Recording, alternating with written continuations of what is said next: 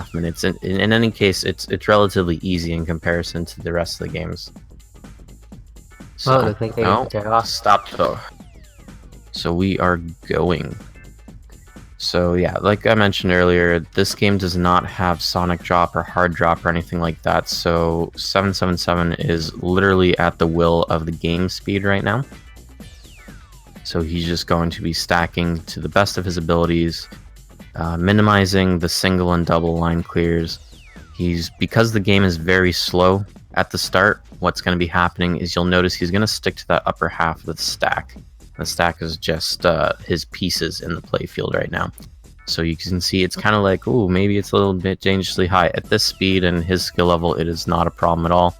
He's just going to continue to clear and do everything he can. One of the things that you'll notice though, and this is only really possible in this style of gameplay where it uses the Eureka rotation system, is that he's going to have overhangs. So he'll have a piece kind of dangling and there'll be a space underneath it. And when it gets to a faster speed, he's going to be able to slide his pieces right under there. So actually right now, if you saw there was that blue J piece there, later on you'll see that he will put a piece like that so that way he can slide another piece underneath it. So instead of ending up with a kind of uneven top layer of his stack, he's going to have more room to play in. So that's one of the things you'll be noticing there. Another thing we might be able to see is something called pyramid stacking. And what that is that at a higher speed, the ability to go left and right diminishes because of the fact that the pieces are falling quicker and quicker. There's only so much time between you being able to tap a piece to left or right, or being able to use something called delayed auto shift. So if you've ever played Tetris and you're like, oh, if I hold down left or right, it moves faster. That's what it is. It's delayed auto shift. So you can actually charge that in some games. But in any case, it's in this game, it's a lot easier just to keep your stack with its highest point in the middle. So that way you can just slide your game piece to the left or to the right, and you don't have to worry about it being caught on anything if it's coming from the top. So we are at the point of the 200s. So what happens is this game's kind of mean. It starts off at the very start, it gives you the ghost piece and everything like that, the initial landing system, the Eureka patent pending. That's actually for real. And they get rid of that. This kind of speeds up. And then when it hits the 200s, it goes back down in speed. It's kind of like a relax period. It gives you a chance to clear up any mistakes or anything like that. Kind of tricks newer people. And then once we hit 300, it's going to start ramping right back up again. When we hit 500 and the text goes to that goldish color, we've hit 20G. The pieces are going to be falling as fast as they possibly can. The 300 is basically that first stopgap to the new players, because it just like slowed down and then boom, ramps back up again. So getting into the 400s is kind of tough for newer people, but it's doable as long as you stick to like the pyramid strats and sticking to doing your line clears. One of the things that I do want to mention is you'll notice that well, maybe you didn't notice, but all the one column thing, it's on the right. And the reason for that is the way that the rotation system works is that it has a bias. So if we tried to do Tetrises and having the eyepiece on the left hand side of the stack, you would not be able to rotate it or squeeze it in there as often as you could on the right. So that's why in this game it's you can play on the left, but you're handicapping yourself. You play on the right. Because if anybody's watched the NES Tetris documentary, Harry Hong, you'll notice he mentions sometimes he likes to play on the left-hand side because he gets better times when he does that, or scores. That's not a thing in this game. You just don't do that. So we're almost at the 500s. I was talking, but I hope somebody noticed the fact that he left an overhang and he was able to squeeze that square piece underneath that little overhang that he had. So we'll be seeing a lot more of that, especially in the newer games as well, where you have a lot more play. Yeah, that's amazing. That is such a clean stack right now. There's no Swiss cheese going on. It is just perfection. And we've reached the 20G point. Pieces are falling as fast as they possibly can. That's why the text has changed its color. So at this point, he just has to continue going for those Tetrises, triples if he has to. That was a good T-spin right there. And he just needs to hit that S9 ranking and beat the game under a certain time frame, so he gets his GM ranking. And look at that right there. There was a spot that he left under there. He squeezed the square piece in. It's all good. He's going to need a little bit of cleanup, but it's very easy. He almost has another Tetris to do as well. But yeah, as you're noticing, there's those gaps, and they're very easy. Just there you go, slid in that orange reddish piece right there.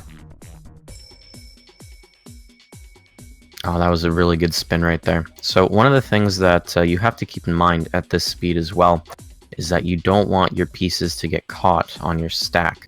So that's why kind of like the point is in the middle, so you can, like I mentioned, you can always slide to left and right. But if you're sliding it around, you don't want like the protruding points of your piece to get caught on anything. So what you'll notice is that they'll try to have the piece on its flat part so it doesn't get caught on anything when he's sliding it left and right. And one of the reasons this is possible is actually due to the initial rotation. That's really high up. Ooh, okay, thank God. So with the initial rotation system, it allows you to buffer an input, so that way your piece spawns already rotated in one direction. So if you hold down the left clockwise rotation, you'll hear the ping, and it'll already have done that rotation when it spawns. Same for counterclockwise. So that allows for a lot more depth as well in comparison to other Tetris games. Oh, this is cleaned up. He's fine. He's fine. His recovery is just so good. Boom. Tetris right there. Easy peasy. So no need to worry. 777 is a master at his craft when it comes to TGM1. Literally the best. But so yeah, that's another thing with the playstyle in the TGM games. You need to also be aware of the fact that you don't want your pieces caught on anything. Because unlike in let's say we're playing Puyo Puyo Tetris right now, where you can infinitely spin your piece and you can actually spin it out of crevices and jump it over gaps and everything, that's not a thing in this game. You have to be a lot more aware of your surroundings. Got some pyramid stacking going on there. Ooh, this is nah, you should be good. We're almost into the 800s. There we go. Ooh, okay. What do we have going on here? It's really high up. I'm kind of worried for him right now. He needs to basically not screw up. Ooh, okay. That was really good that he got that piece. Okay, we're fine again. We're fine. So, what's another thing with this game as well is the fact that its randomizer is also a lot more fair in comparison to the other Tetris games of its era. It does like a weighted randomizer. So if it sees that you had an eyepiece, it will re-roll 3 times to try to not get another eyepiece. If it still ends up with that eyepiece after 3 re-rolls, it's just like, fine, here you go, there's your eyepiece. But it tries to not give the same piece all the time, so that way you don't end up in a drought like in NES Tetris, where it will be like 40 pieces and you don't have an eyepiece. This game tries to avoid that by doing that weighted randomizer. Yeah, I'm probably ahead because I only turned on my stream like when I woke up, and this has been going on for a while. So maybe the restream just needs a refresh on the stream to catch back up. I will try to keep that in mind. Yes, the goal is 999, and he's definitely gonna hit the time limit. He's not even at 10 minutes. He's crushing it at the moment. Almost there. He's already at S9 as well, so he's hit the points goal. We just need him to finish the game, and he's almost there. What do we got? Almost. There we go. Grandmaster, 9 minutes and 56 seconds. That is redonkulous right there. Just casual, sub 10 minutes. Amazing. Did you just say casual sub 10 minutes? That didn't seem so casual. For Con, it was very, very casual. Hey, Kevin. Well, how's it going? Kevin spying on us in our English restream chat. But to answer chat here, 777 is the best TGM1 player, bar none. That was, I mean, in the eyes of those who probably can't do Tetris as well, it looks very intense, but dang, that's amazing. Yeah, that was crazy. And this is the reason why I was mentioning earlier, if anybody was here, when they do their TGM tournaments, the Masters, as they call them, at Pier 21, 777 needs a handicap, or else he's just gonna crush everybody every single time. Because he is that good. So is that why in an upcoming category here, TGM double S, we see here it's TGM2 double by Kevin DDR and Aperture Girl racing against SQR. Oh no, that's not SQR. No, never mind. Oh, sorry, I thought it said 777. My bad. No worries. Well, still, that can be interesting. That's gonna be it definitely is going to be interesting, because SQR, he plays doubles by himself, and but Kevin DDR and Aperture Girls have second place for co-op in that game. Dang. So we'll see who is the better in doubles. Basically, the best solo doubles player versus one of the best co-op groups. So that will be definitely an interesting run. Up next, though, we do have TGM2, or as it's colloquially known in the TGM community as TAP, because its subtitle is The Absolute Plus. With the game, actually, it's pretty interesting. The game came out, and it only had like the master mode and one of the other modes. It did not have as many modes as it does now. And there was actually a couple bugs as well. And they released a free upgrade. So arcade owners, they got in the mail like a little IC chip of an EEPROM, and they had to pull the old one out and put the new one in, and that was the patch for this arcade game. Got to replace the chips on it. And that actually, because of that update, we actually have the Def mode and everything else. But it's one of the reasons why Def doesn't have its own leaderboard, because it was kind of an aftersight. It's like, here, we're going to give you this mode because we kind of made it and it's cool, but you don't get a ranking for that because we didn't have time to actually put that in the game. Alright, so looks like the next game is coming up. That's the TGM2. Yep. And as we saw, that was a really quick setup. It's because once you have things set up, it's easy peasy. You just pull out the arcade game, you put in a new one, you're good to go. Like I was explaining earlier, it's just the fact that in comparison to a console, there's a lot more to have set up. So if it's already not set up, you have a lot of time being spent. Alright, so take it away. Here it is. Done it now? Yeah, go for it. Alright, so it looks like we started. We have, looks like Kevin had a late start, but that's fine. So this game, it's a little bit different from the first game. One of the things, most important things, is the fact that it has something called the sonic drop, and that's where if you tap up on the fight stick or the joystick, the piece will fall instantly to the bottom. So instead of TGM1, where you're trying to keep your stack very high up because you're trying to make up for the lost time of having a very slow speed at the very beginning, you can go right out of the gate and just drop as fast as humanly possible, as fast as you can do. So that's one of the changes to tap, is that you can be a lot faster right out of the get-go. And yeah, it looks like timer didn't start, but I'm going to continue explaining things, so that way I don't have to do it during the actual game. Fun fact, I'm speedrunning commentary. So, that is one of the first changes with TGM tap. Another change is the fact that the speed curve, I can't remember if it's slightly changed or essentially the same, but the timings, they tighten up when you hit later on. So the time between a piece reaching the bottom and then permanently locking into place, that gets changed up a bit, so it ends up making the game a lot quicker. When you hit past that certain point, when you get past 500. And the goal to reach to become a grandmaster in the game, it's also been raised, so you need to have a higher score and you need to have a faster completion time to get the GM rank in tap.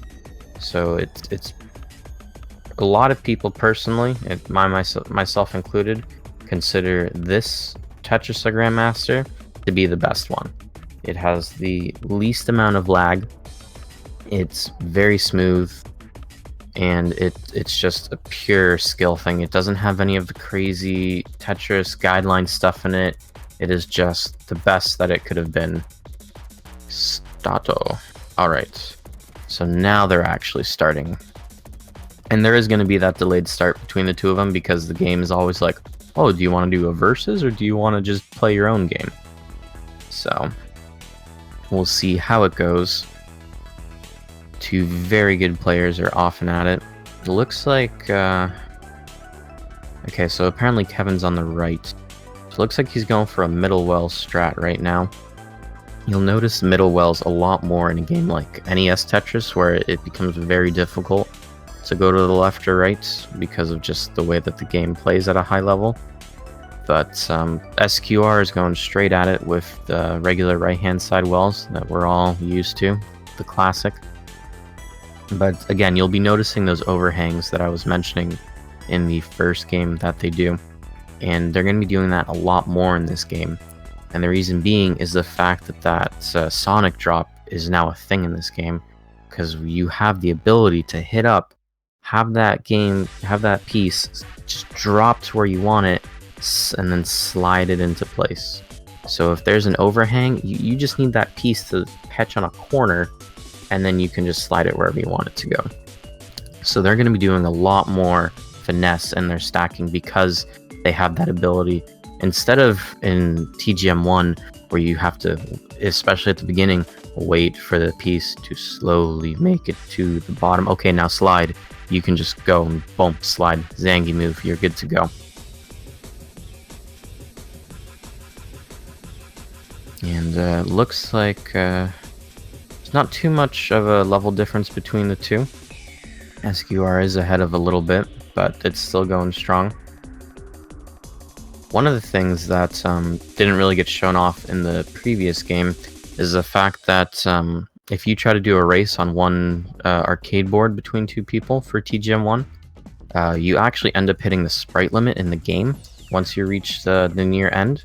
And it will actually start removing things like the level counter and the score and everything else.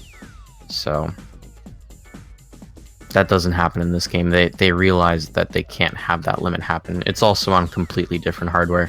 TGM1 was made on essentially the arcade version of a PlayStation 1, and this game is on its own Psychio game hardware. So it's actually uses the same processor type as the 32X and the Saturn. Fun fact that I learned a couple months ago. So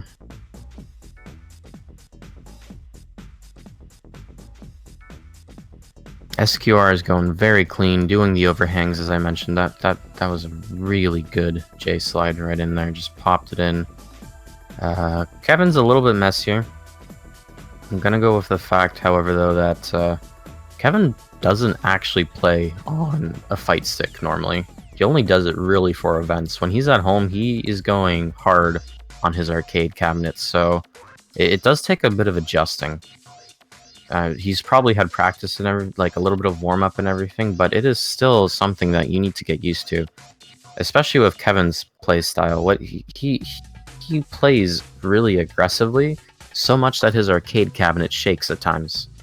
So when you're going from a massive thing that has a really heavy CRT and it's weighted to the ground and it doesn't really move anywhere, and now you're just moving to like essentially a baby fight stick that's just sitting on a table, and you really like to play rough, you like to really go in with your movements and jerk them, you gotta readjust your play style a little bit. You can't be that rough.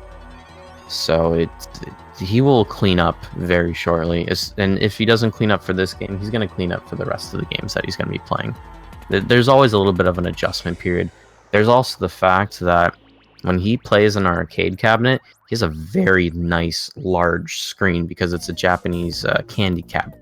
Very nice large, basically like a 27 or 32 inch tube. It's a very larger screen. Maybe it's in the 20 somethings. They're playing on what looks like just like a little 15-inch PVM, and he's sharing it with SQR, so he only gets half of that image.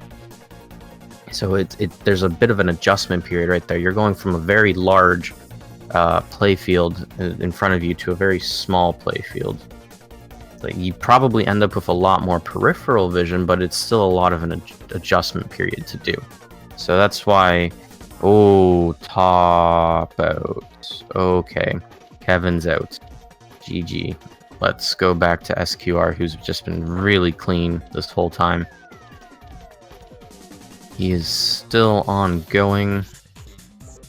He's really low, so there's not much to talk about beyond the fact that look at those really nice animated backgrounds. They're beautiful.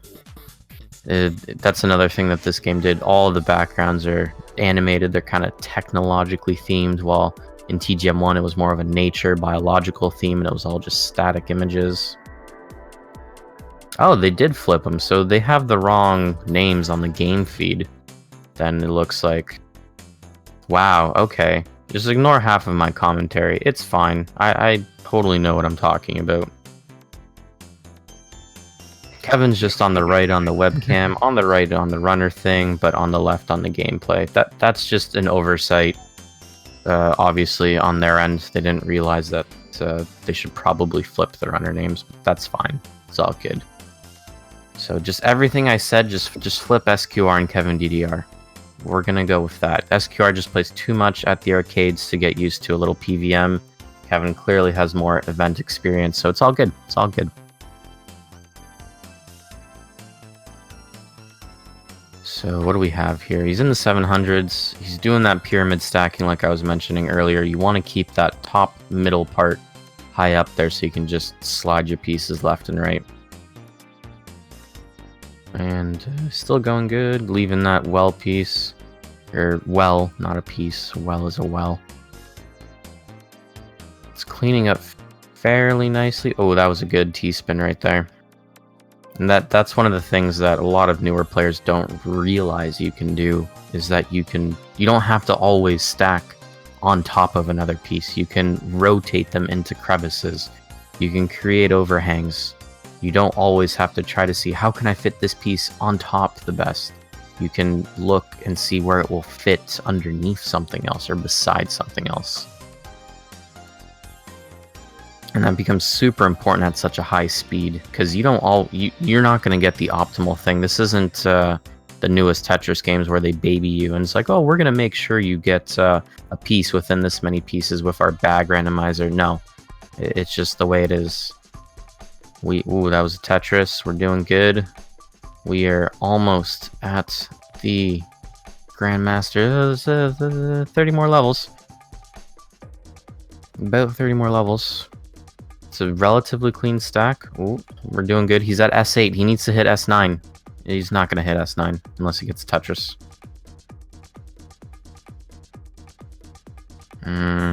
Oh, he might get it. He's waiting for it. Nope. Didn't get it. So, sorry to disappoint, chat.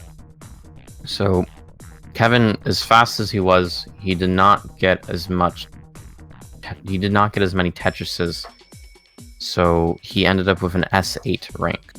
And if anybody remembers earlier, you need to get S9 to be able to upgrade to GM. So did not get it. I don't know if they're going to repeat. Probably not. They're just going to leave it as is.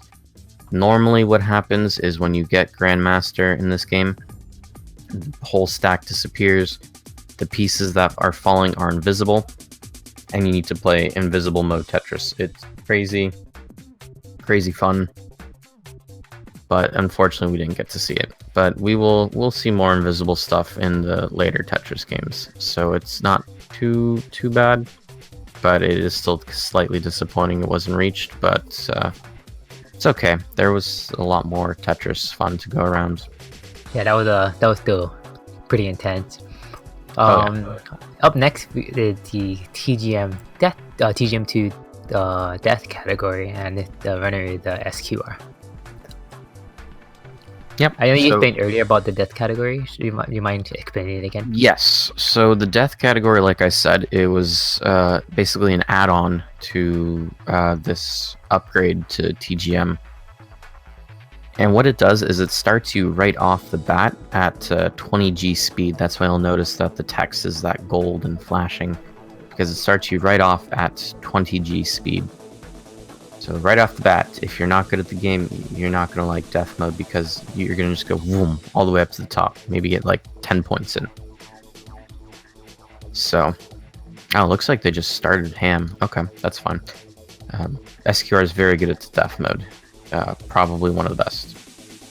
But the way that this game gets harder... Oh no, it was practice. Okay, they're lying. Who knows what's going on? They don't know what's going on. It's just a wash. But the way that death mode becomes harder is the fact that the timing continues to tighten up and tighten up and tighten up. So instead of having, I don't know the specific numbers, but I'm sure it's on the Tetris wiki somewhere or on Tetris concept forums. Nichi starto. I love their countdown. San ni ichi starto. It's just awesome. But in any case, it gets harder because of the timings. If you have, let's say, 20 frames between a piece falling and hitting the stack or the bottom and then locking in, after from 0 to 100, 100 to 200, it might be 15 frames, and then it'll just keep decreasing and decreasing and decreasing and decreasing until it's only like 5 frames or something like that.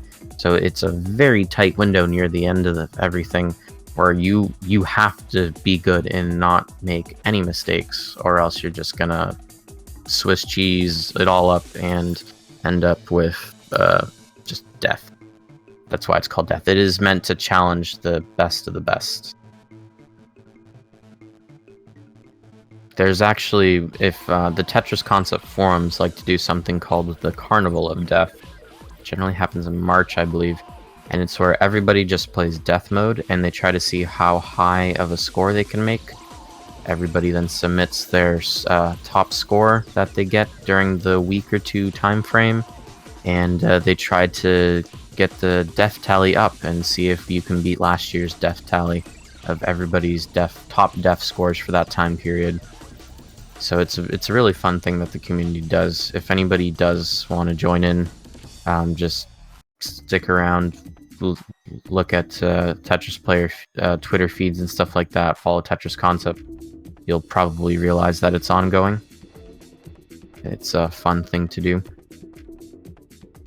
One of the things that newer players looking at this right now, they're probably like, oh no, there's that whole bottom part, it has 3 holes.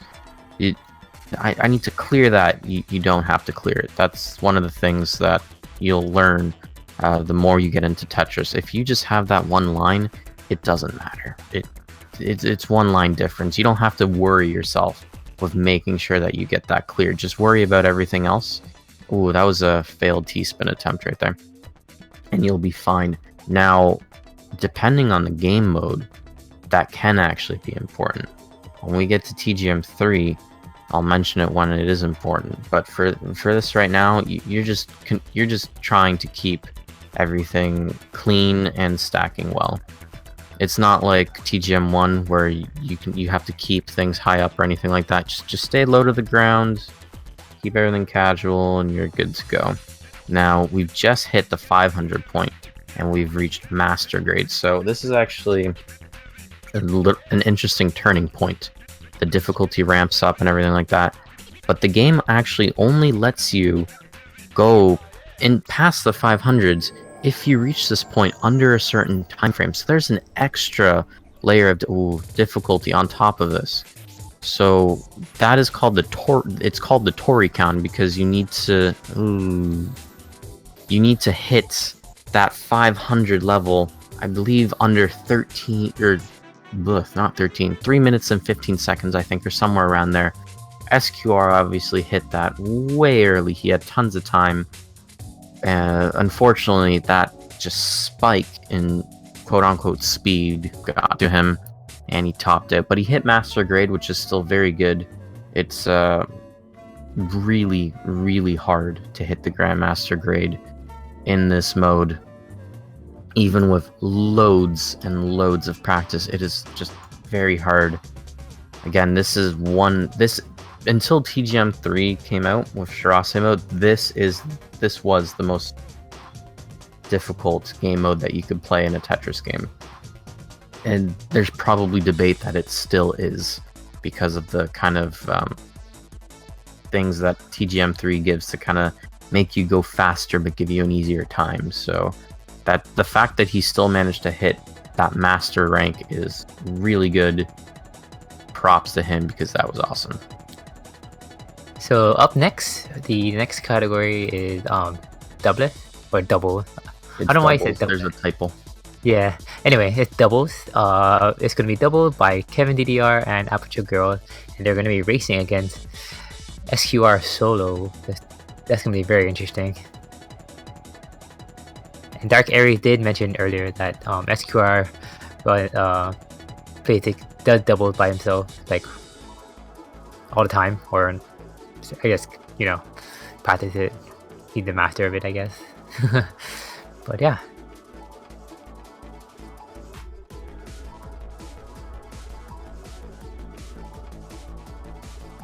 Okay, so this is probably practice, because I'm not hearing a countdown at all. But so the way that this game mode works, for whatever reason, I thought that this was a mode kind of new, quote unquote, to TGM2. It's actually not. If we go dive into our Tetris history books and turn to page 35, you'll see that in Tengen Tetris, which is a whole other history lesson, it is basically the Atari NES Tetris game, there's a doubles mode in there, and it's the same thing. Two players, two controllers, a combined well, and you are playing together to try to create line clears. Now, in this game, the levels are 300, that's it. You reach 300, you're good to go. The thing is, each player has a separate level counter. So as one player clears and drops pieces and everything like that, their level counter can go up. If the other player is not as fast, they're not going to be going as fast. So one of the problems that can end up happening is a desync, essentially. That if we're taking Aperture Girls and Kevin, let's say Kevin is like 100 levels ahead, he's going to be dropping a lot faster, which means he's going to be hitting 300 a lot quicker, which means that now all of a sudden there's a lot of time where Kevin has to make sure he doesn't die while he's in a 20G mode, and Aperture Girls is like trying to catch up to hit level 300 so that way the timer can stop. So there's oftentimes players will slow down or give line clears to their partners so that way they can catch up. So there's a lot of co-op in itself with that. Another difference in this, in comparison to the other modes, is that there is no line clear animation. If you notice when they get a line, it's just boom, it's done. It instantly drops, you continue going. And that is because if there was that delay between the line clear, it would really screw over the other player. So yes, level stop only at 299, so that is a good fact. Somebody clearly has been reading the textbook. I appreciate it. But there's going to be a lot of Really depends. When I played this with D-Hacked, when we had our little Canadian TGM meetup, shoutouts to Maple Syrup Land, when we were playing it, it involved a lot of just knowing what the other player's doing. Sometimes you'll just go like, okay, I'm gonna let you catch up or slow down or speed up or anything like that. Because right now there's one side is at 64, the other side is at 84 points. That's not too big of a difference there. 20 levels that you can easily catch that up. 2 Tetrises, boom, basically there. But when that later on, it's going to become a lot more of a bigger difference. Now, see, this is kind of okay, but we're starting to reach that point where the other players should probably catch up. One player's going definitely way too fast if they've already crossed, and the other one is still not there. That gap, as you notice, it's still going larger and larger. So that's going to become a problem. But they're still trying to play as fast as possible. But sometimes it's just, it can't happen. So there probably will be a point where one of them allows the other to do the line clears to catch up a little bit.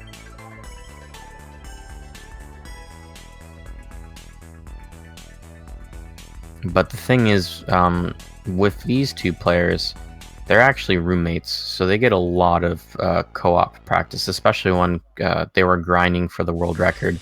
So at this point, they're very just in tune with each other. They know the other player's play style, so they have... It's just kind of... Actually, I think Aperture Girls is wearing the t-shirt right now during SGDQ. I think it's 2015? I want to say 2015. They had the Pacific Rim styled t-shirts from the Yeti, which showed the two players and the synchronizing and everything like that. Very, very Tetris doubles. That's basically how it is. Ooh, yeah, see? Right there. Kevin let... is it? Ooh, wait, Aperture's on the left, Kevin's on the right. Yeah, so Kevin let Aperture get that Tetris right there to catch him up, because otherwise Kevin would have been way ahead and it would have been way too much to make up. So they need to kind of share the line clears that happen. We are over halfway done. We have reached this nice little clock background.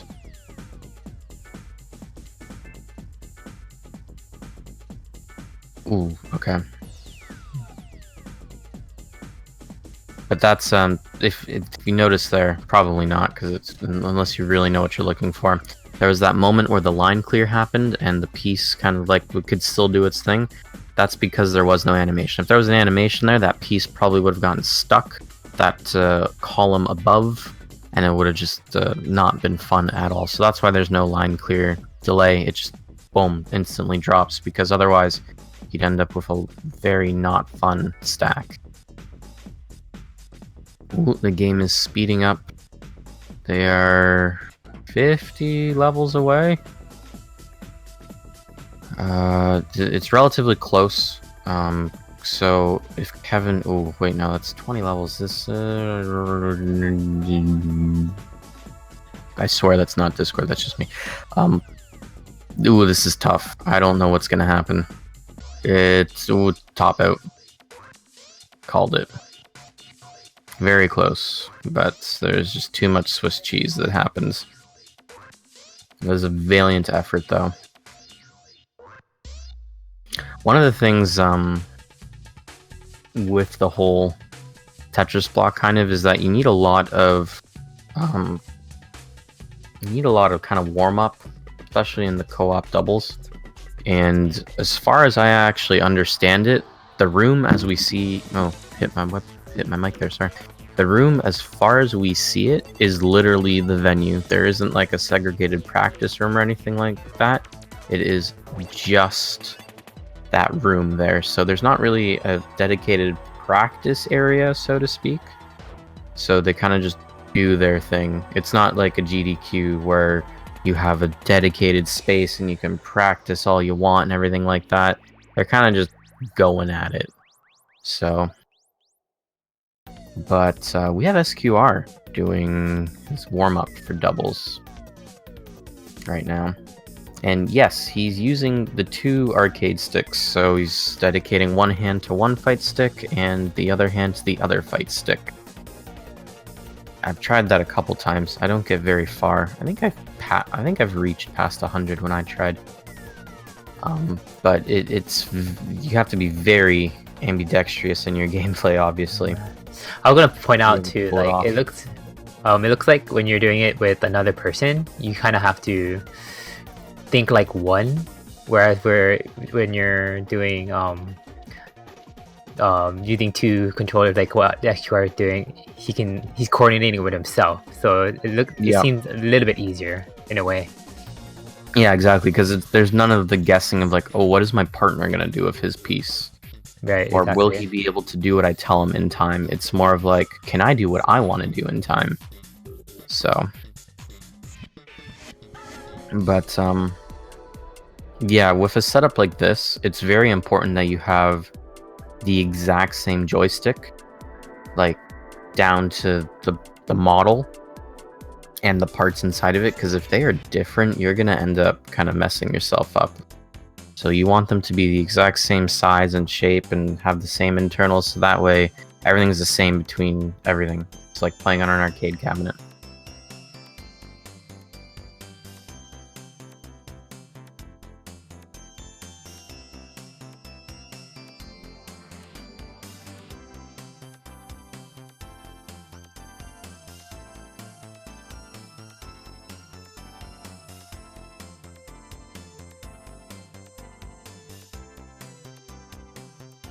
Oh, they did it in English.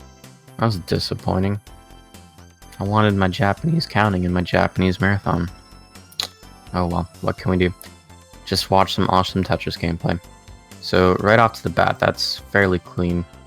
One of the things I actually did not get to mention about doubles mode is that this is maybe the only game mode in all of TGM where going for Tetrises is actually not the most ideal situation.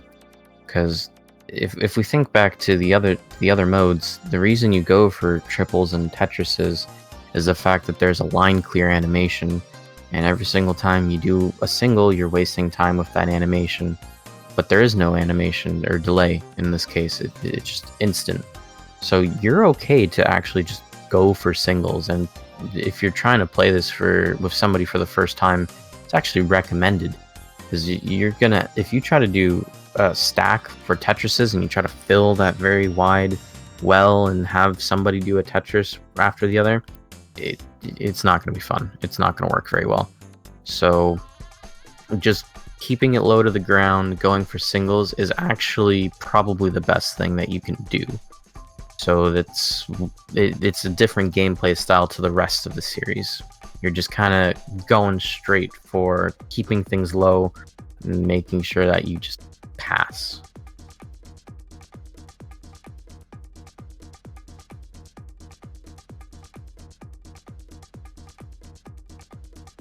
Yeah, I've gotten a double. It's actually pretty funny. When I was trying out doubles mode with D-Hacked, we ended up clearing the mode together on like our second or first, or between our first and third try of the game, which it's really hard to do actually. If you ever try to play with somebody, again, you need to be very in tune with them. We got it and we never cleared it again. So, but I somehow managed to clear it with him, so I'm at least decent enough that I can do that.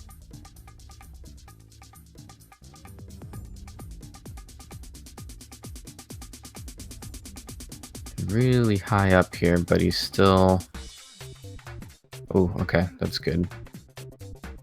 He needs to... Esker needs to also make sure that he keeps both of his, I guess, players or hands around the same level, just like earlier. So the left side is a little bit ahead. He's probably going to try to clear with his right side a lot more to catch it up, because he can't just tap out on the left one. Kind of needs to keep it alive. And yes, that is a very good point. He's trying to time things so that he can play one piece at a time. Ooh, that wasn't good. With that two pieces just colliding into each other.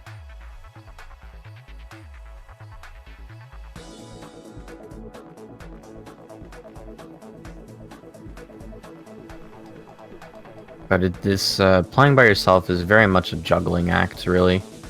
Just trying to make sure that all the pieces are going where you want them to, and that you're grabbing them before they fall to the bottom, like right there with that blue JL, whichever one it is, piece. You saw that the line clear just gave him that opportunity to be able to slide it in where he wants it to. Ooh, what do we have? Some line clears. He's in the 200s, but there's over 20 levels difference. That is a really dangerous overhang on the left. Yeah, no. It's going to be a top out, unfortunately. I'm calling it. Really close. Prove me wrong, please.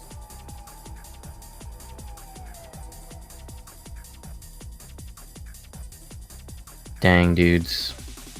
And dudettes. Dang.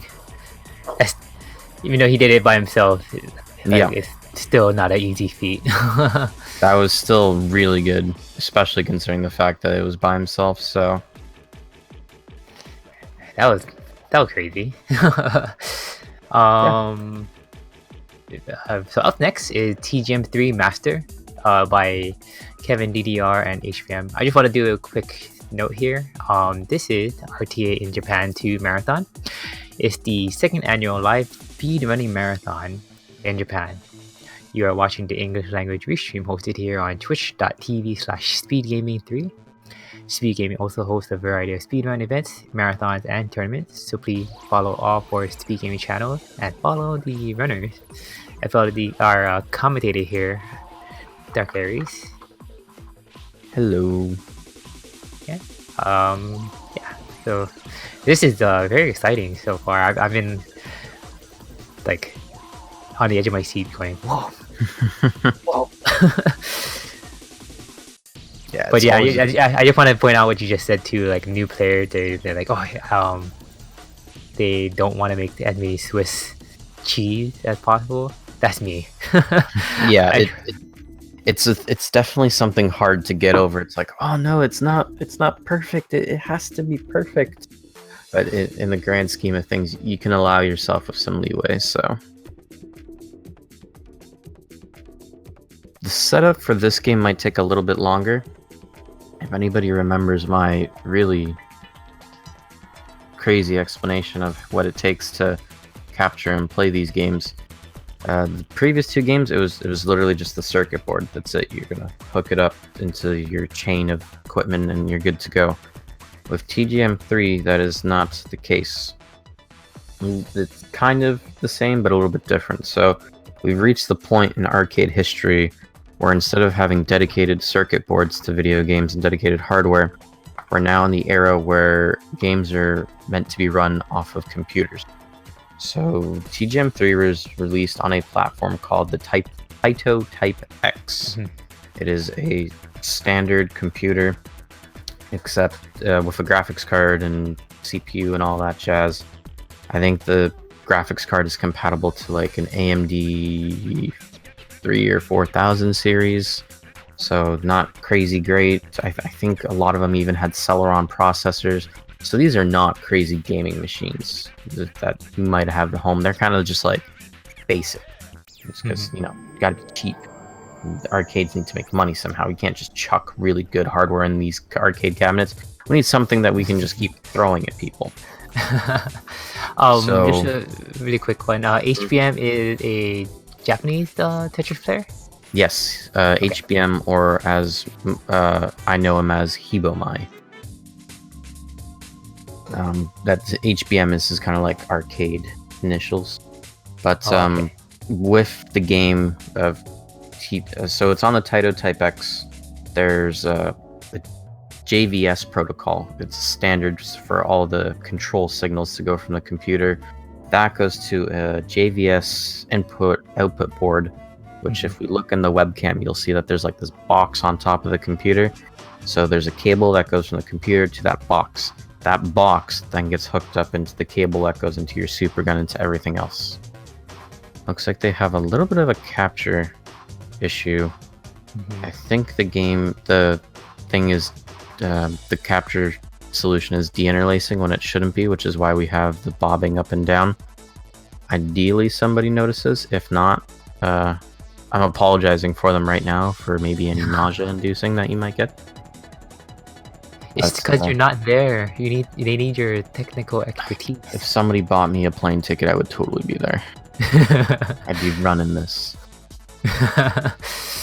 But so yeah, with going a little bit about Hibomai, since he will be popping up after Kevin. A little bit of history about him. He is a very good Tetris guideline player.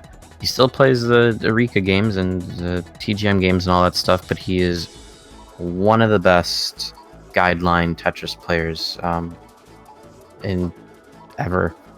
He's one of the best general Tetris players that you can find. He plays a lot of different Tetris games and he just excels at them.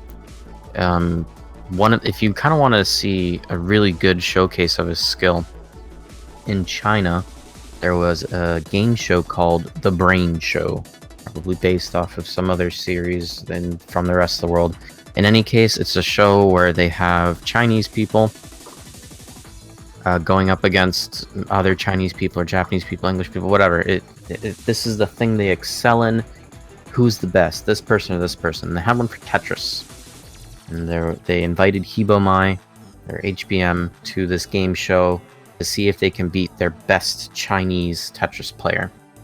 So they had a really grand stage with lights and judges and a filled-out TV audience. And they had these really awesome keyboard arcade setups with monitors. And get to that in a second. Keep that on hold, people. We have some... Actually, that's fine. We're early on. I'm going to finish. So they have this really crazy... game show thing that's going to happen, and they had a couple different Tetris categories, and one of them was just going straight for who can do the most amount of line clears, and Hibo dominated. He destroyed him. And there was also an invisible Tetris as well that happened to Versus, and people were if you were looking at the two and you weren't very good at Tetris, you would think that... I wish I knew the Chinese players' names, because it's really unfortunate that I have to refer to him as the Chinese player. We're going to refer to him as the other player. We're going to do that. The other player, he's doing a lot more single line clears and everything like that, and it looks like he's winning. And then all of a sudden, Hibo does a Tetris in this invisible mode, and the crowd's just like, what just happened? Because he just instantly dominated. He just got touched, boom, defeated him. And he kind of dominated him throughout the whole... kind of competition that they had. So if you really want to see Hibo just kind of dominating at Tetris in anything that he tries, look up the Brain Game Chinese Tetris on YouTube and you will probably find it. There might be a subtitled version. If not, you don't really need to understand Chinese. Just watch it. Great display of Tetris. Now back onto the scheduled programming of TGM3. So TGM3 is where things changed up. Like I said, the hardware is different. This is the era of arcade games where they just run on computers now instead of dedicated hardware. And this is where the Tetris company kind of started bringing in the guideline. So we have the fact that there has to be a world mode and a lot of other things. But if we ignore all of that and just look at the game of its face value, it's obviously faster. There's a couple different changes. If we take a look at the interface, right off the bat, there's now hold. This is a relatively newer thing in Tetris games. We now have the ability to save a piece for a later time, and this becomes very important in the game, especially at a higher level, because if you see that the piece that you're going to have is not going to be working at all in your current place, it's going to be quicker just to swap it out for another one and continue on going. Kind of like passing the baton. You can just keep running.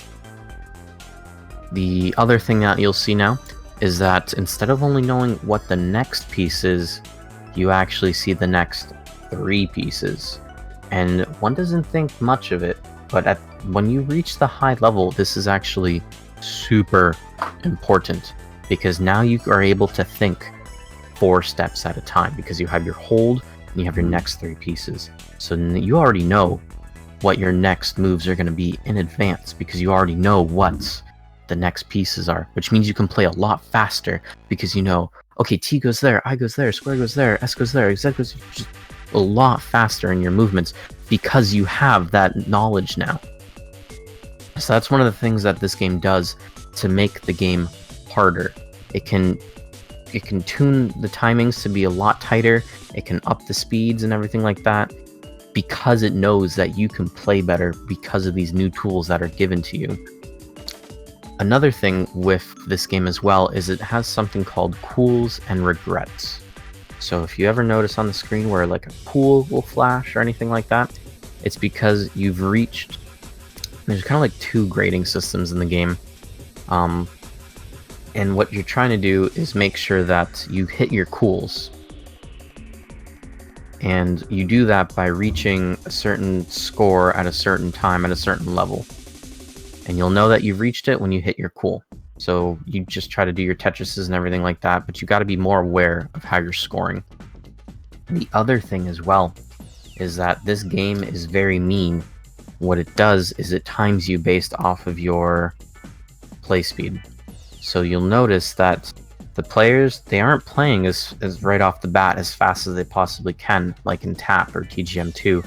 They're actually slowing things down because the cools and regrets are based, I might be wrong, but I'm fairly certain I'm right. They're based off of the fact of how quick you're playing. So you can't play as fast as possible because then your cools are going to be based off your fastest possible gameplay, which you obviously can't hit all the time because there's going to be times where you slow down because of a bad piece roll or anything like that. So you need to speed up your gameplay as the game speeds up as well. So the game is keeping you in check, essentially. You can't go right off. Yes. Bless J. Brahms for helping me out with that knowledge because he knows a little bit more than me, since he plays TGM3 a lot more than I do. But that there's a lot more restrictions in trying to reach the end goal of Grandmaster. There's also a lot more rankings. Instead, in the old games, they went from S9 to Grandmaster. Master wasn't a thing in TGM1. What do we have here? He cleared the game. Now we have Invisible. There we go. So this is what was supposed to happen in TGM2 when you reach a certain point. In this game, however, in the older games, you get the invisible roll when you hit Grandmaster. In this game, you cannot hit Grandmaster unless you do well in the invisible roll. You can only hit up to a certain point in the game, and then the rest of your level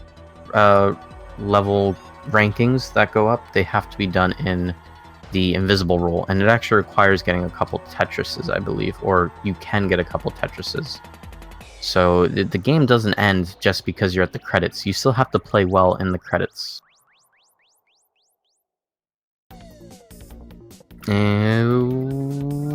Will he survive? Yeah. We got our clear. What is he gonna get? Probably like Master O. Okay. So there's a couple extra master letters in this game. There's like Master K, Master V, Master O. We're fairly certain they're just in there because they thought the letters were cool. But there's no longer Master to Grandmaster. There's those letters in between. And you cannot actually hit Grandmaster unless you are Grandmaster, unless you get an exam. The way that the game works is that it, after playing for a while, it'll give you an exam. It'll be like, you can reach S3 ranking if you beat this exam. And if you beat this exam, it will show that you're S3 ranking.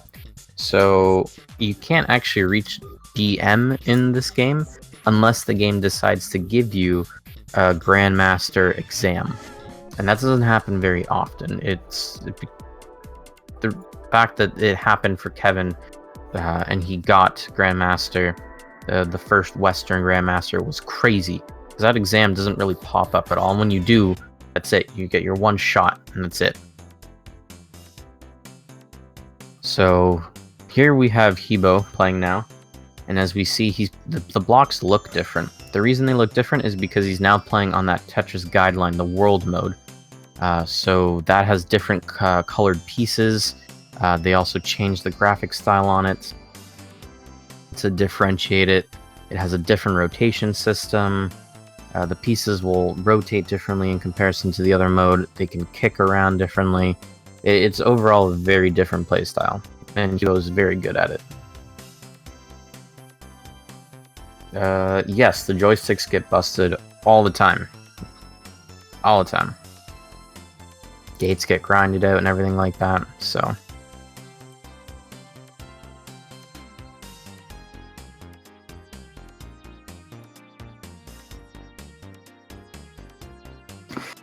Hebo started a little bit too early. They didn't time him in there yet.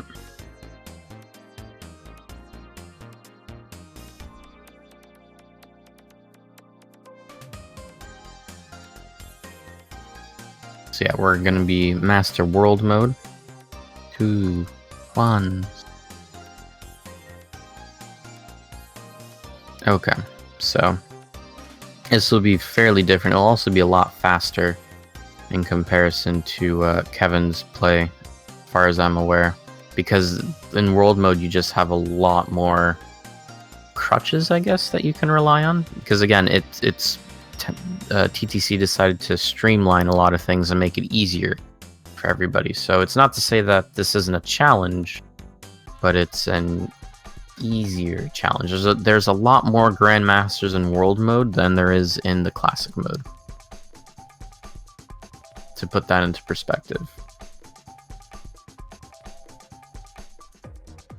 Also, yeah, I'm gonna apologize for the marathon itself. Their capture's set up wrong.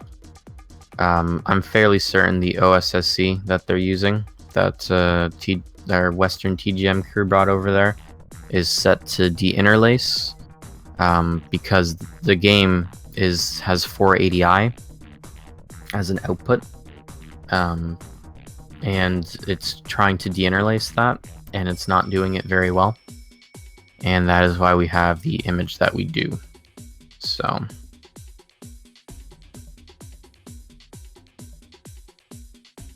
dang, just all those Tetrises. Looks like he's saving the eyepiece for it. Boom, there we go. There's just gonna be a lot of Tetrises. Looks like he made an overhang there, but he'll be able to clean that up fairly quickly.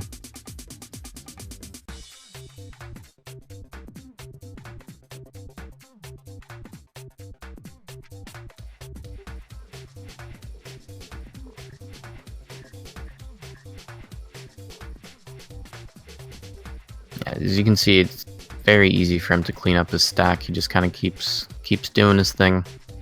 Can be relatively clean up until about the 500s, where we're gonna hit 20 G. So this is kind of like cruising in the park for him right now. Because again, you can't play at your fastest speed right off the gate. You need to ramp up your play speed as the game ramps up its speed. So we're gonna hit that point where he's gonna be going super crazy fast, but that's not gonna be for a little bit.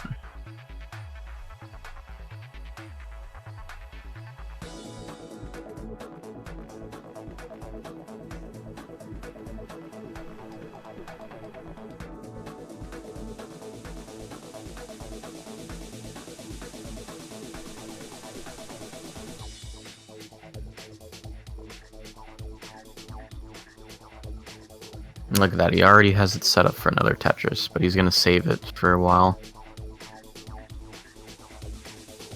And again, if you notice, he had his wall blocked off, but he quickly cleaned it up. It's just one of those things that you don't need to panic about or anything at all. Ooh, that was a really nice T-spin right there. That's some of the stuff I'm talking about right there, that you can just squeeze in pieces where you want and end up with a really clean stack. You don't always have to just place pieces right on top of one another. But it's not much to say. He's just really good at the game, and with the rotation system, it's super easy for him to keep a clean stack going. Like I mentioned earlier, there's that bottom hole right there. You don't care about it. It's just whatever. You don't have to worry about it. Well, so if you're trying to get back into Tetris and it's like, oh no, I have a hole in my... just don't worry. It's aesthetics. It's like a hole in a ripped pair of jeans. It's just meant to look cool. And he's already set up for another Tetris. But we are in the 500s now. So everything is starting to speed up here a little bit. Things might get a little bit messier, but again, with the rotation system, you're able to hop pieces over mountains. So it's going to be really easy to clean things up. But yeah, if you're watching now, this is fast. This is like, we need to get the DeLorean to 88 miles an hour fast. And soon we're going to hit even faster.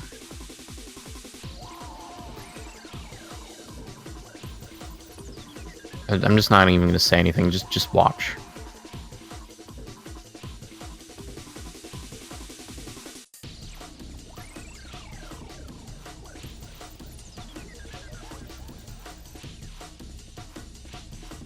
Just so many Tetrises in a row. It's ridiculous. And as you can see, the pieces are going pretty much almost always where he wants them to. He has his, and right there was a perfect example of why the hold is so powerful in this game. If that was an older game, he would have just would have been done right there. But because this game has hold, it just swap it out and you get a free reset. You can keep on going. We're in the 900s now. We are almost done. And look how just clean the game is right now. It is perfection.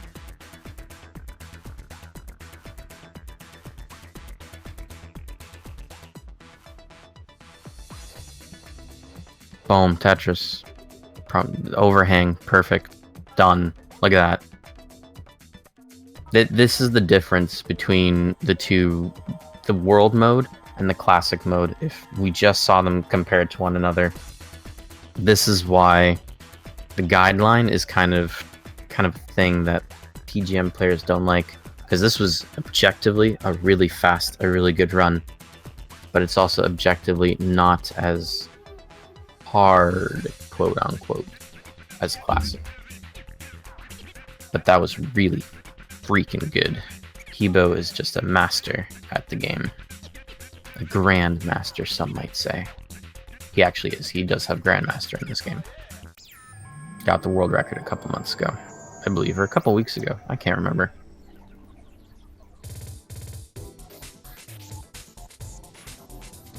That's pretty dang amazing. So up next, after this, we got the TGM3 Blind Sakura by Pucci EXE. Yes, that is going to be crazy. If anybody watched SGDQ 2016, I can't remember these years. I was at SGDQ twice, and there was TGM twice, and those ones. In any case, Pucci. So the way that Sakura mode works is, instead of going for speed, you're going for puzzle solving. You're gonna have pieces in your well. There's going to be little gems, and you have to line clear in the line where the gem is to clear it. Clear the round or level by clearing out all the gems. The game starts off with the same pieces every single time you open up to the game. So it is very much the most speed-runnable portion of Tetris the Grandmaster 3 Terror Instinct. Because it is just always the same thing. It doesn't matter how many times you'll play through it, there's always the same pieces. And there's a defined route. I don't think anybody has any quicker route. That's just the route. So what Pucci did was he taught himself this route. He knows it off by heart. And then he decided to bring things a step above. He decided, since I'm so good at knowing this route, and the game is very helpful by giving you sound cues of what piece is up. It's kind of hard to hear, especially on the English restream, where I don't know if the game audio is happening. Probably not. Even on a normal marathon, it's pretty hard to know. Should have mentioned this earlier. I apologize. But in TGM2 and TGM3, the game gives different beeps for what piece is spawned. So Pucci, as long as he memorizes the sound effects, he knows what piece he's at. And whenever you put a block in hold, it also does like a bloop sound. So there's a lot of audio cues that actually help you.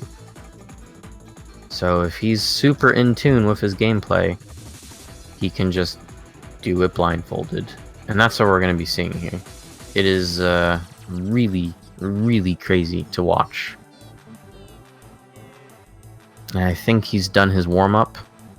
So I think we are about to go live with his crazy accomplishments.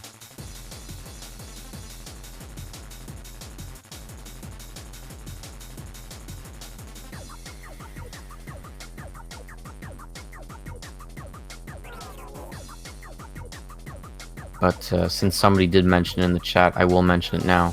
Sakura mode is based off of Arika's one of their older games called Tetris with Card Captor Sakura of the Eternal Heart.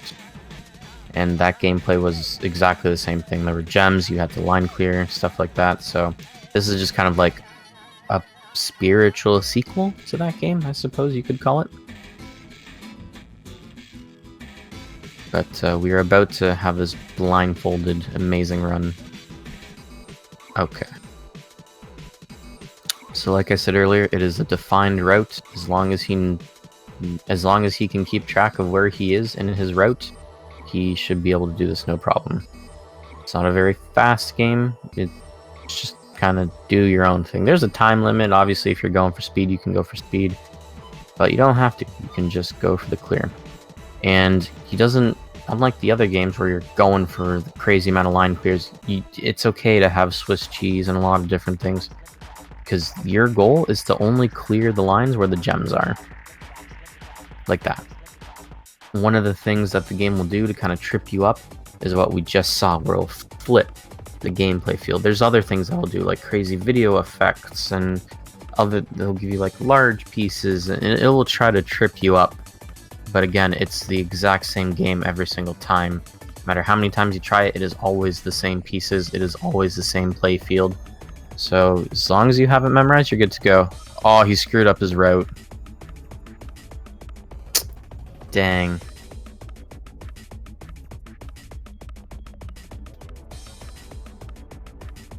I don't know if they're going to let him restart. Probably not. But it looks like he probably hit hold one too many times. Because what you do is, before the level starts, you tap the hold button a couple amount of times. Because instead of, if you can't play a piece yet, but you try to hold a piece, it will just replace it. So you can advance yourself in the queue in the seed to get the piece that you want, or at least start where you want in the seed. I think he needs another restart here. But he's just profusely apologizing right now in Japanese. But I think third time's the charm here, everyone.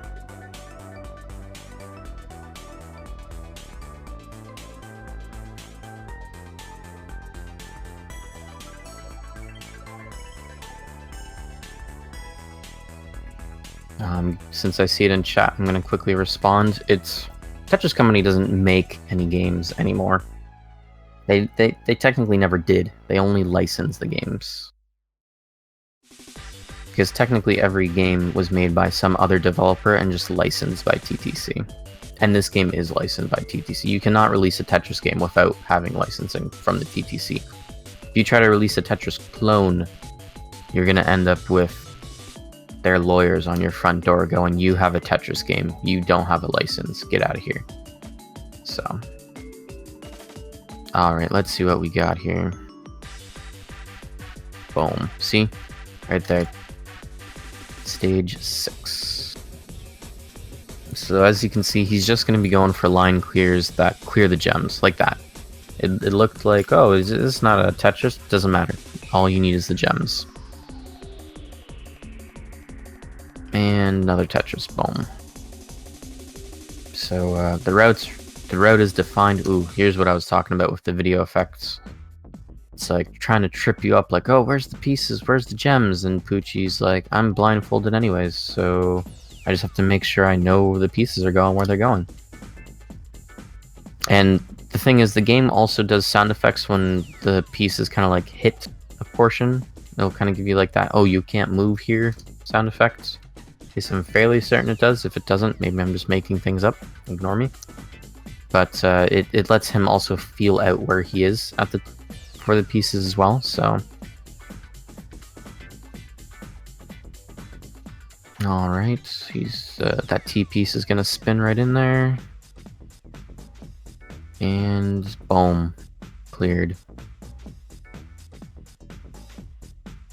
I can't remember how many stages this has. I do know that it has the regular stages, and then it has the EX stages. Overall, it's not a very long category, because, again, it's just... there's only so much you can do with it. Boom.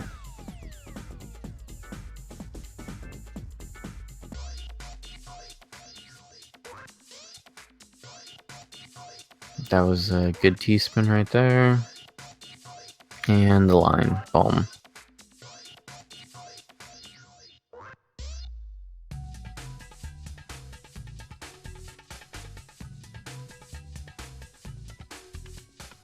And, ooh, there we go. I haven't seen this run in a while, so I can't actually remember the routes and how the pieces go.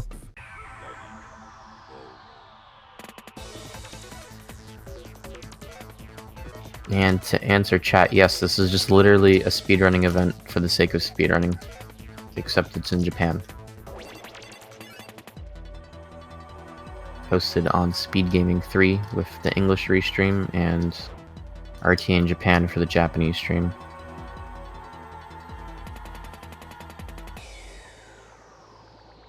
Okay, we cleared that. Stage 18. I think this might be the last stage before we reach EX. That or there's 20-something stages. Okay, and there. Cleared up.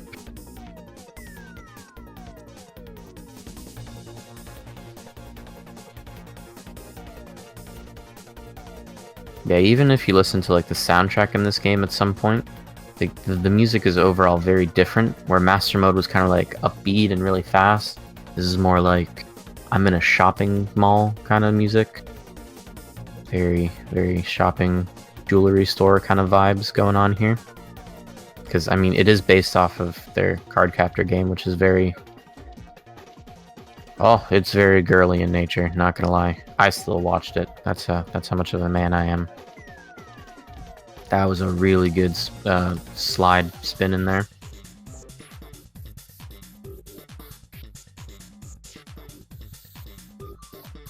And all clear, so he's finished the main part.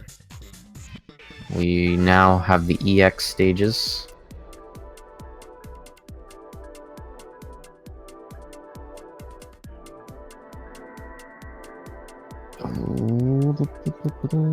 Okay, and just almost there. Boom. Look at those spins. Perfect.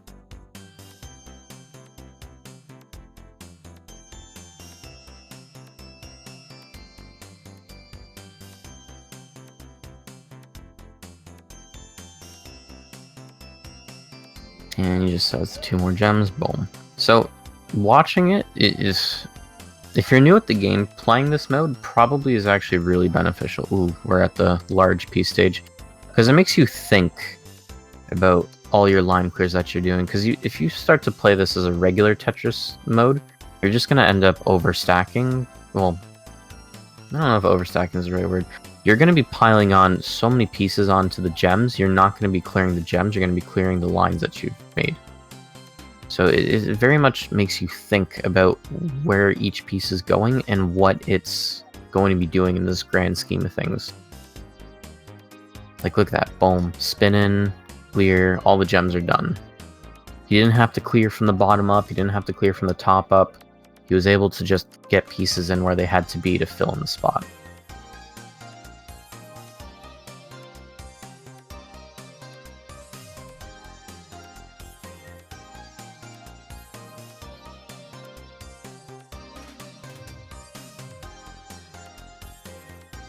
And boom, there we go.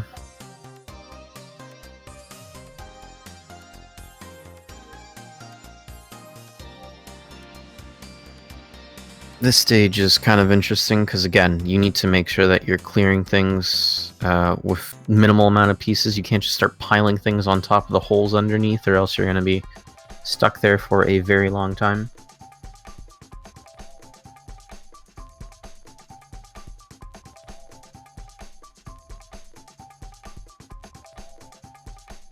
Ooh, yeah, he's done.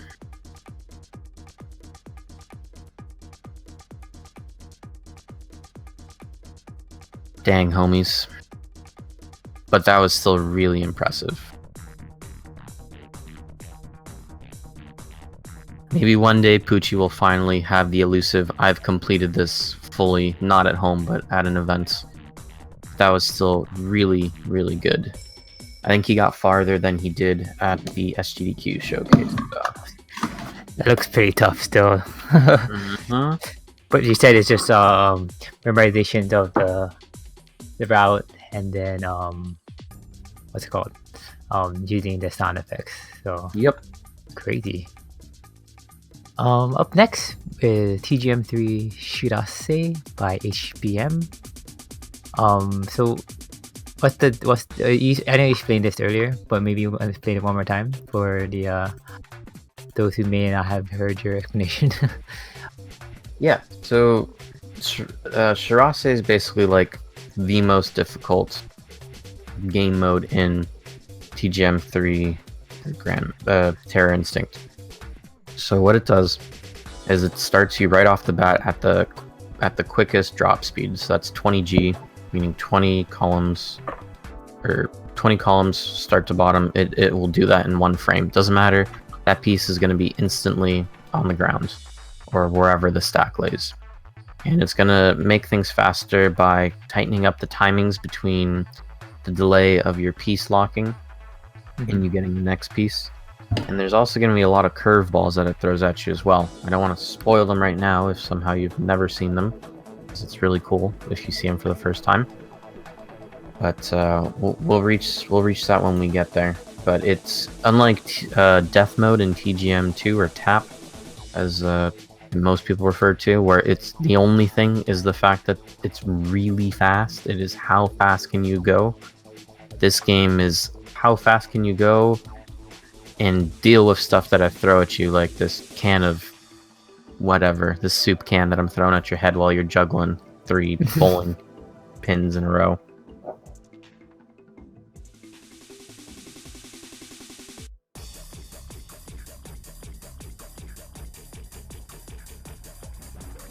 Looks like they're gonna get into it soon.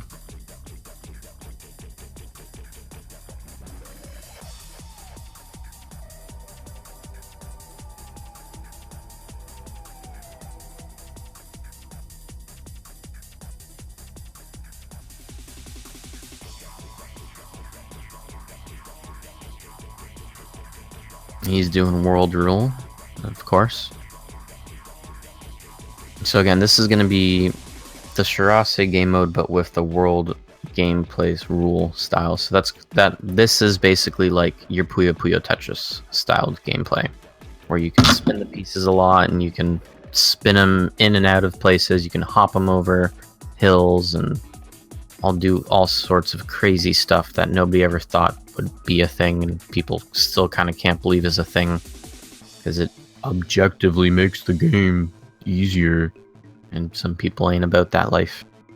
But it is still really impressive. Doesn't matter if it's this game mode, this is still hard. It is hard as diamonds. Put things in a PG rated context. So we're gonna see that it's kind of basically like we skipped to the end of Master Mode if you were watching. He's just playing as fast as he can. And the thing is, there isn't cools or regrets here. So he can just go right off the bat as fast as he can. He doesn't need to play slower and then play faster later on as it goes. He can just play how he wants. Ooh, okay, look at that, Tetris. We don't have to worry too much at this point that he's really high up there, because he can just keep things. That hold is such a magical mechanic. It's basically like a free undo button. It's a free gimme life button. Just a free everything button. Yeah, this clearing is insanely fast. We're almost at a point where things are going to shape up a little bit.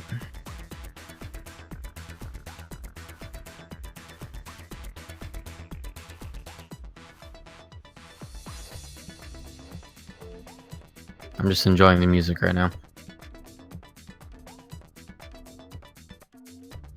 A little bit of cleanup that Hebo has to do, but this isn't... Okay, so now it's started. So if you're noticing, it's like, wait, what just happened there at the bottom? This is one of those soup cans that I was talking about earlier. What the game does is it takes your bottom row and it starts to clone it and give you garbage on the bottom. So now it's the fact that you need to play as fast as you possibly can because the game is pushing you to be as fast as you can. And you don't want the game pushing you. You want to be good enough that you're pushing the game. So there's that fact. And now the game is like, oh, you think you're good? Yeah. We're gonna start raising your stack every now and then with a clone of your bottom one. So if you don't have a nice clear Tetris well, you're gonna be disappointed in yourself because that thing's gonna just keep climbing and climbing. So it's super important that he keeps that right well open, or else he might end up dangerously high up. But I have faith in our boy Hebo that he's gonna be doing good. He's still doing good. And he's just clearing the garbage as it comes. He's not letting the game get to him today.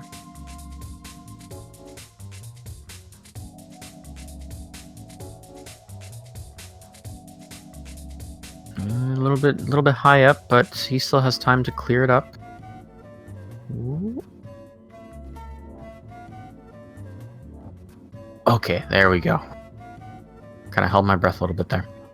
And now we have the second wrench. It's one of the things in the Tetris games is a lot of it is based off of peripheral vision, even if you don't realize it. You see that there is a white piece coming up, you know it's an eyepiece. You know that you can do your Tetris. That even if you don't realize it, you eventually will. That, hey, I'm kind of playing really well because I can just glance and I see the color of the piece and I know what piece it is. The game is like, no, we're taking away your ability to do that, and we are making these are what the community calls bone blocks. In the classic rule, they're white colored. In world rule, they're this, I guess, green. Yeah, they're probably green. I'm colorblind. Chat will tell me if it's not green. But yeah, it's green. So it took away that ability to reliably know what piece it is. You can't just glance up and stare at the color now. You have to make sure that it is the shape that you want. So now you just need to make sure that you are doing exactly what you're doing. And he cleared it. We got to that 300. That was amazing. And now we're just at the credits roll. So that was insane. Really fast. That was ridiculously fast. World Rule is crazy fast because, again, it just lets you play so fast with so many gameplay mechanics that are there for you to kind of keep you alive. My goodness. I, for one, have definitely enjoyed this block so far. I mean, we have a couple more Tetris games coming up. So what we saw there was TGM 3, Shirase, and then we just had the TGM block with Kevin DDR, STR, 777, yeah, and Aperture Girl, HPM, which is the current runner, and Pushi, EXE. And then our commentator right now is Dark Aries, and I am Kikuman Shoi, the host for this block and the upcoming block. For the next upcoming game, which is the Tetris with Card Captor Sakura Eternal Heart. Just want to tell everybody that this is